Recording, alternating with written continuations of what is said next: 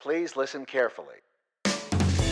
Hello, universe. This is Arielle here, one of the content producers of the Optimist Daily update, as well as a contributing editor to our news site, theoptimistdaily.com. Today, I'm thrilled to share a special bonus episode with you that features a past interview that Summers and Christie did with earth-friendly period care brand Viv for Your V CEO and founder Katie Diasti and COO Izzy Sarrafzadeh. This interview was recorded and released before I even joined the team here at the Optimist Daily. I'm pretty sure the original release date was September 2020, but regardless, it stood out to me for a few reasons. Number one, and this is a given, but it's worth mentioning that menstruation is a body cycle that affects me directly every month, if all is well with my health. So I'm keenly interested in any kind of innovation around this topic. Number two, periods and the products that we use to address them don't just impact the users, but they affect everyone. The entire planet is affected by plastic waste and toxins, no matter what. So brands or products that not only make periods healthier for menstruators, but better for the environment as a whole are definitely worth a closer look. And lastly, as a woman in this world, I'm always happy to see other women truly slaying it out there in a traditionally male-dominated space. Highlighting this interview yet again gives me another chance to elevate Katie and Izzy and their brand Viv for Your V.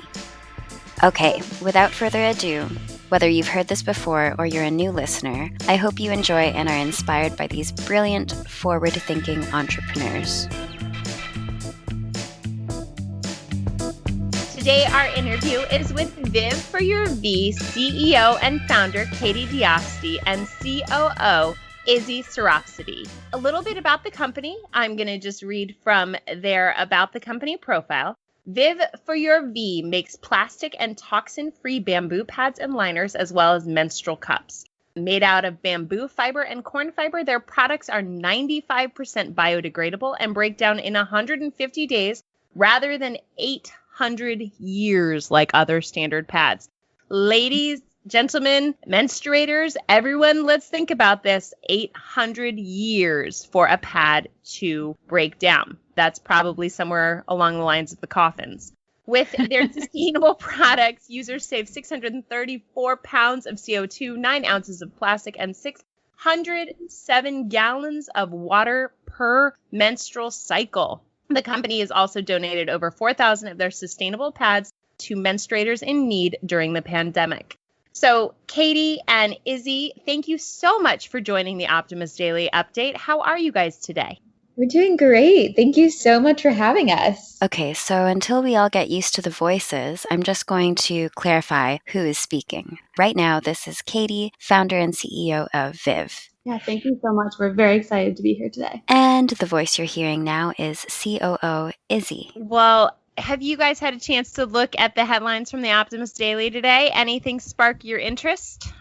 Yeah, well, as you mentioned in that wonderful intro, we are all about reducing plastic waste where we can, and we do that within our products, but it really stemmed from doing that in our personal lives. So we saw that Legos was looking to reduce single-use plastic in their packaging, and we absolutely love that. And it is definitely a big step for bigger brands to do. And our packaging itself is eco-friendly. Since our products are eco-friendly, we think it makes a lot of sense. So we love when big brands are following along with the eco-friendly trend. Okay, so that is a cornerstone of part of what we do at the Optimist Daily is we really honor the big brands that are making good choices because as go the big brands, so goes the rest of business.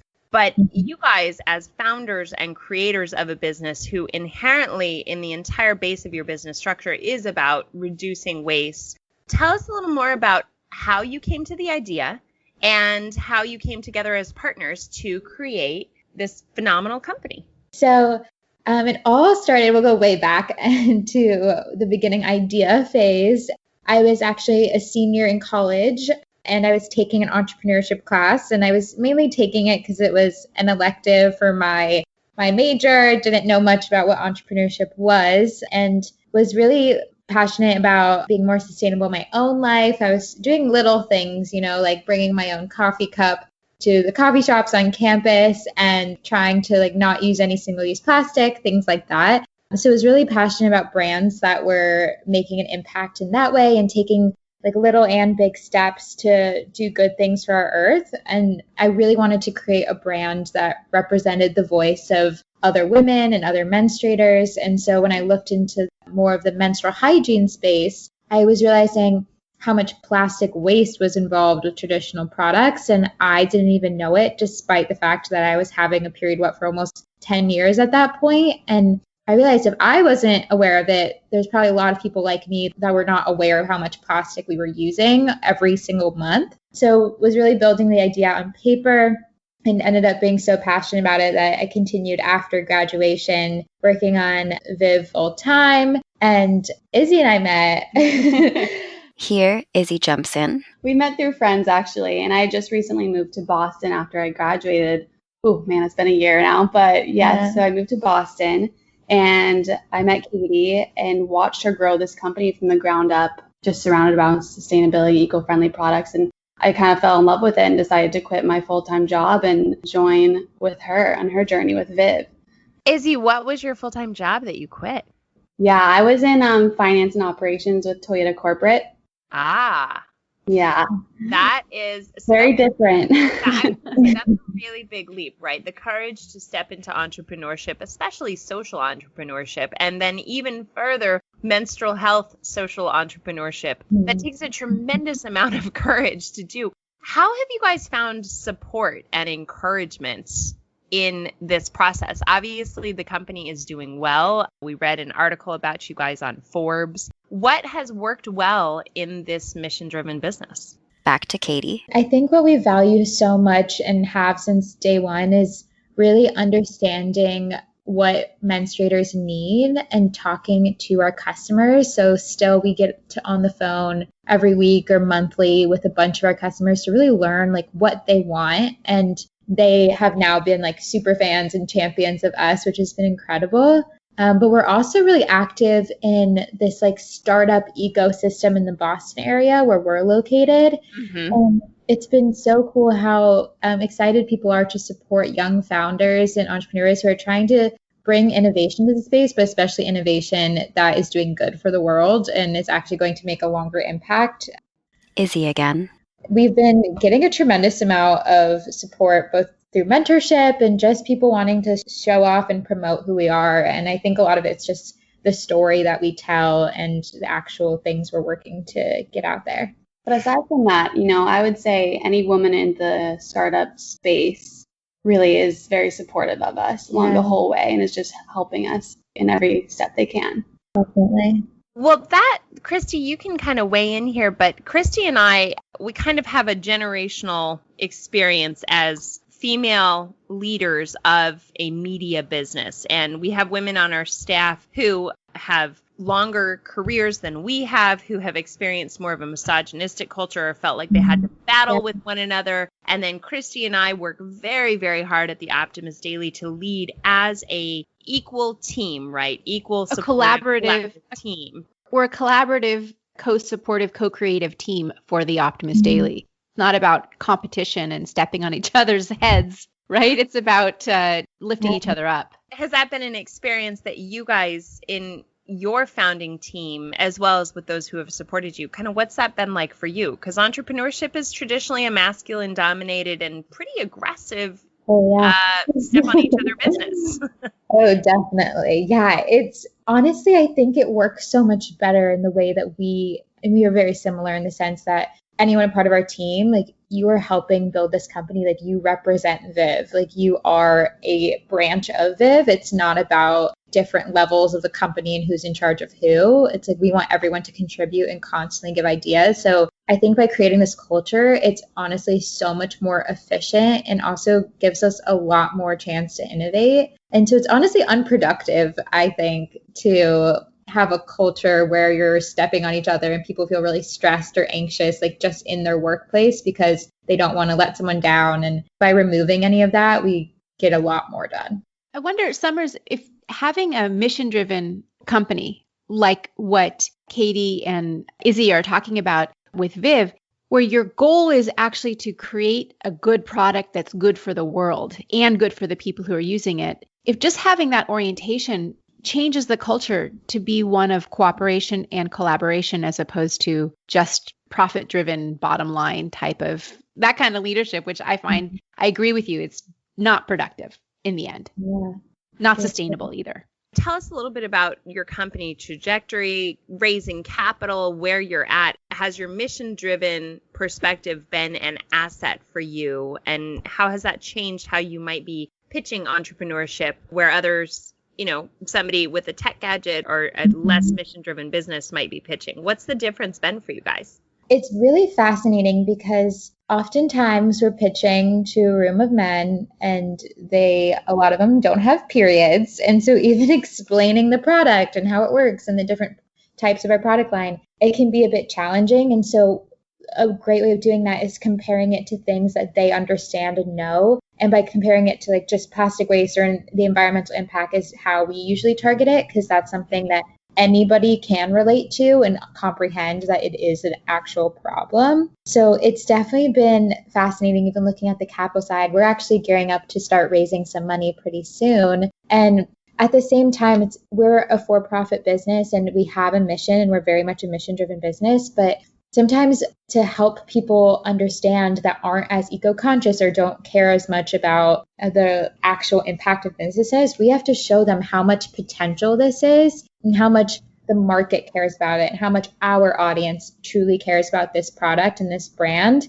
Because then if we're speaking a bit more of their language and throwing dollar signs out there of like how much you can scale and grow, then it starts to click, which is a little funny. But who is your target buyer for this? And do you have a generational sort of experience? Like, what's the target? Who's buying this? Yeah, so we always say that we're focusing in on young millennials, Gen Zers, and it's the eco-conscious, socially active person, which doesn't necessarily have to fall in those age range. We have been talking to so many customers, and it's just truly those who believe that making small swaps in their life and voting with their dollars can make a big impact. So that's who we're targeting in, but we compare our persona to Viv, and we like to personify Viv as a person and someone that we look up to, but she also very much represents our target audience.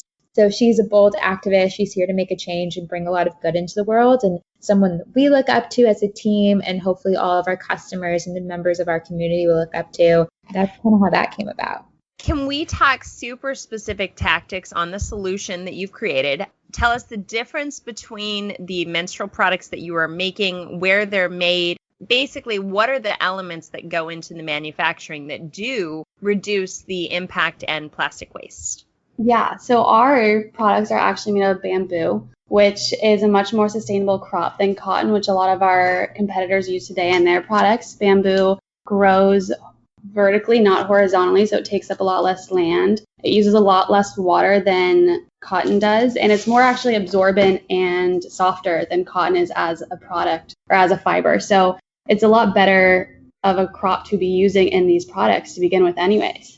That's fantastic. And then where are you manufacturing? Obviously, I imagine bamboo is not heavily grown in the United States. What's your manufacturing footprint look like? Yeah, it's really interesting because we are working with some really innovative manufacturers. And whenever we came up with our design, we wanted to find a product that was innovative at its core, not just like throwing our brand name on something that like every other brand is using. Yep. So we did some digging and found one tiny manufacturer is innovating in the bamboo space, and they're harvesting their bamboo in China, but kind of made all over the place because then our menstrual cups are made elsewhere. And we also have a new tampon offering that we're launching pretty soon that will come from a different manufacturer.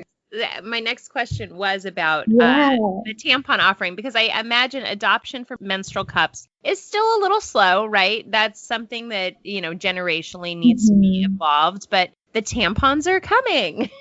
Yes, they are. We're looking at releasing those at the end of the year. That's the goal. So we've gotten so much feedback about, of course, wanting tampons, and we as consumers totally understand that and feel the same way too. It was more of understanding that we want to be really cautious of what we put the Viv brand name on. Absolutely. And we're not just going to throw it on anything. So we think we've found someone we're really excited to work for and truly believe in them and their products. And so we are super excited to get that out into the world. Christy, do you want to jump in here? I know you had a few other questions that you had queued up. Yeah, I'm very impressed with you guys. And I had no idea how much plastic and what a carbon footprint having a period has. I mean, if you think about it, just even the packaging that comes, every tampon is in its own little wrapped plastic. Right. Every pad is its own wrapped plastic. I know you guys operate mostly on a subscription service. So how do you deal with even just the packaging? Have you brought that into the packaging as well?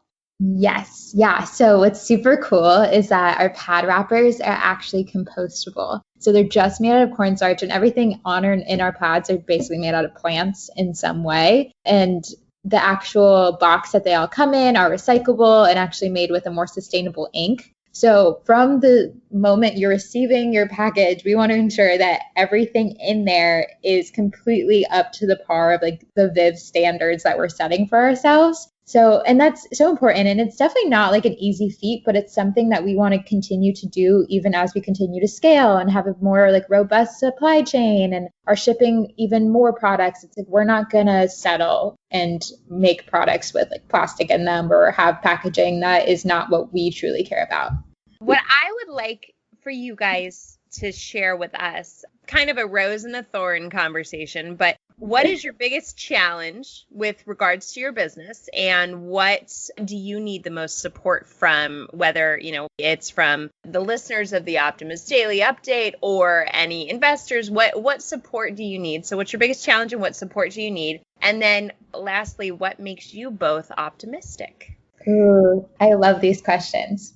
It's tough. I think our biggest challenge right now is, one, we're working on raising some finances because we just really want to get our brand and our mission out there, and we've done it really organically to date. And now we feel like we're kind of exhausting almost the organic reach, and so that's been really interesting. So our biggest ask, I think, is one, for people to check out our social media and follow us and really engage with our community and what we're trying to build, and be big supporters there, as well as trying our products and tell us what you think about them. We love feedback. Like, we are like, oh my gosh, tell me all your opinions. I will sit there and ask my friends about their periods for like hours. It doesn't end here. It never ends. I don't think we go a day without having an in-depth period conversation, like in our household. It was hilarious.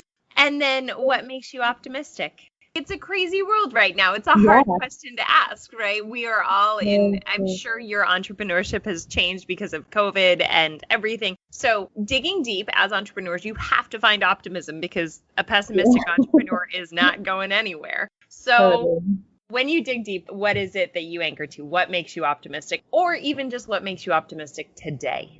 Ooh, okay. I think probably for me, what makes me most optimistic about this is that sustainability and being eco-friendly is the future. It is what everyone is going to end up going into, like Lego, like the headline today. Everyone's going to lean in that direction eventually, and we're just trying to be a headliner for that. Kind of leading that new revolution among the period care space, we like to say. And it might seem like one small aspect of your life, but if we can inspire others to start being more conscious about the way they consume and the way that what they use on a day-to-day basis, that has a bigger impact than simply like swapping a material in a product. All right. Well, Christy, anything else?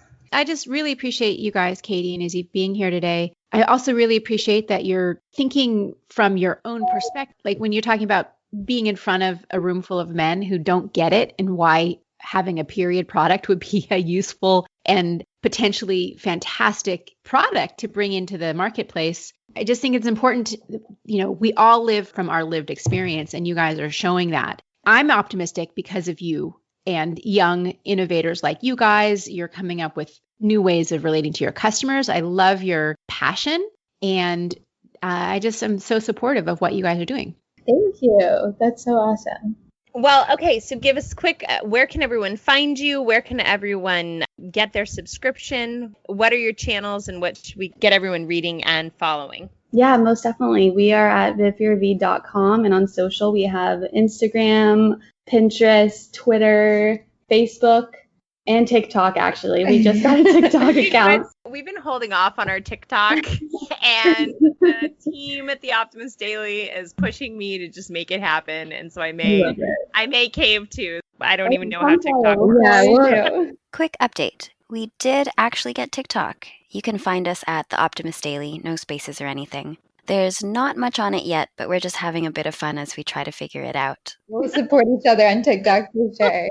The other thing I love about Viv for V, sorry, I keep mixing it up, about Viv, is you're bringing something which is one of those unmentionables out into like, it's okay to talk about. I mean, this is part of a body process. That's why I wanted to talk about death. It's part of the life cycle. Just for some context, right before welcoming Katie and Izzy onto the podcast, Summers and Christy were highlighting a daily story published on the original release date for this interview about biodegradable coffins made of mushrooms that would make our end-of-life rituals more eco-friendly. So here, when Christy is saying she wanted to talk about death, their earlier conversation about the mushroom coffins is what she's referencing. Having periods is part of the life cycle. It reminds me a little bit of the poopery girls. I mean, it's part of our body function, and we have to become less puritanical in our country and just realize that we're people, we're bodies. It's part of what we are. And I think that energy that you guys are bringing in, I think that maybe the younger generations are a little bit less touchy about these kinds of subjects, and I totally celebrate that. Yeah, we're definitely doing what we can to break down the taboos around periods. Definitely. And just having conversations like this one and being so open around periods and period care is the first step. And I always encourage people, if they want to work on breaking stigmas in their own life and breaking down those taboos, to engage in more conversations with your loved ones or the people around you, because that just starts to normalize it all. Yeah. Well, and normalizing periods and normalizing period care is a huge step in advancement of creating more opportunity all throughout the world. Certainly in the Western world, we have a tremendous amount of equality, but periods themselves can really block menstruators from success elsewhere in the world. And I know that part of the mission of Viv for Your V is to make period care available to everyone. So I'm really excited to support you guys in this journey. Thank you, Izzy. Thank you, Katie, for coming on. We are so excited to have awesome interviews like you guys for the Optimist Daily Update.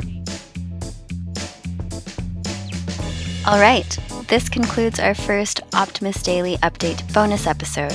If you're interested in topics like period poverty, reducing waste in period products, and breaking the taboos around menstruation, head over to theoptimistdaily.com, because we've done a little write-up about this very interview called Viv for Your V, Championing Sustainable Periods for Menstruators Everywhere. And there you can find a bunch of links to past stories we've shared on this theme.